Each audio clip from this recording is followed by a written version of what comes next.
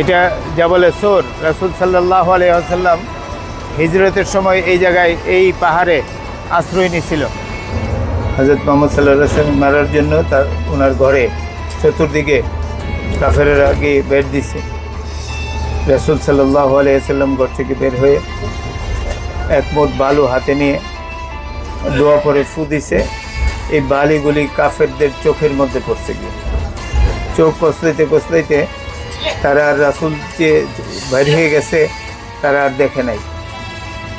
ঘরে গিয়ে দেখে হযরত আলী রাদিয়াল্লাহু তাআলা আনহু শোয়া। ওই অবস্থায় রাসূল সাল্লাল্লাহু আলাইহি ওয়াসাল্লাম এই হিজরা রুট দিয়ে এই জবলে সৌরে আসছে। জবলে সৌরে এসে একবারে উপরে একটা গুহা আছে, ওই গুহার মধ্যে আশ্রয় নিছে। কাফেরেরাও কীভাবে ওনার পিছে পিছে এসে ওই গুহার উপরে উঠছে। উপরে উঠা দেখে ওই গুহার মধ্যে একটা মাকড়সার জাল আর কবুতর বাসা বেঁধে ডিম পাড়া। রাসূল সাল্লাল্লাহু আলাইহি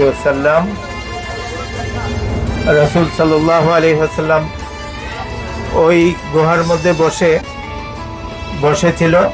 হযরত আবু বকর সিদ্দিক রাদিয়াল্লাহু তাআলা আনহু হাঁটুর মধ্যে রাসূল সাল্লাল্লাহু আলাইহি ওয়াসাল্লাম মাথা রেখে ঘুমিয়ে গেছিল। ওই অবস্থায় হযরত আবু বকর সিদ্দিক রাদিয়াল্লাহু তাআলা আনহু ওই গুহার মধ্যে অনেকগুলি ছিদ্র দেখল। ছিদ্রের মধ্যে সাপ বিচ্ছু যদি থাকে এই অনুমান করে ওনার গায়ের চাদর ছিঁড়ে টুকরা টুকরা করে ওই ছিদ্রগুলি বন্ধ করছে। মানে সব টুকরা দিয়ে বন্ধ করার পরে একটা ছিদ্র বাকি ছিল। ওই ছিদ্রের মধ্যে সাপ ছিল। সাপ আঙ্গুল দিয়ে যখন চাপ দিয়ে রাখছে তখন আঙ্গুলের মধ্যে ছোবল দিছে। ব্যথা একবারে কাতর হয়ে গেছে। চোখের পানি যখন রাসূল সাল্লাল্লাহু আলাইহি ওয়াসাল্লামের গাল মোবারকে পড়ছে তখন রাসূল সাল্লাল্লাহু আলাইহি ওয়াসাল্লাম উঠে গেছে। ওইটা বলল কি হয়েছে?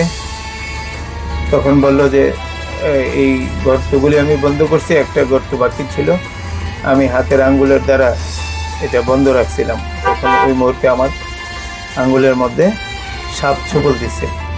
তখন রাসূল সাল্লাল্লাহু আলাইহি ওয়াসাল্লামের থুতু মুবারক ওই স্থানে লাগাই দিছে।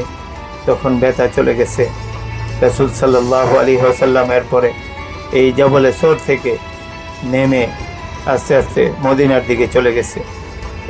এই হয়েছে জবলে সৌরের ফজিলত।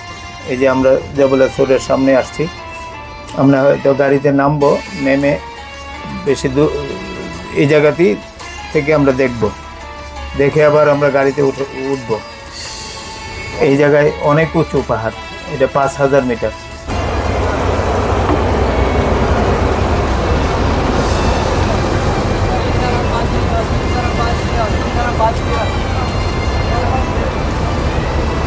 আমরা এদিকেই দাঁড়াই। হ্যাঁ,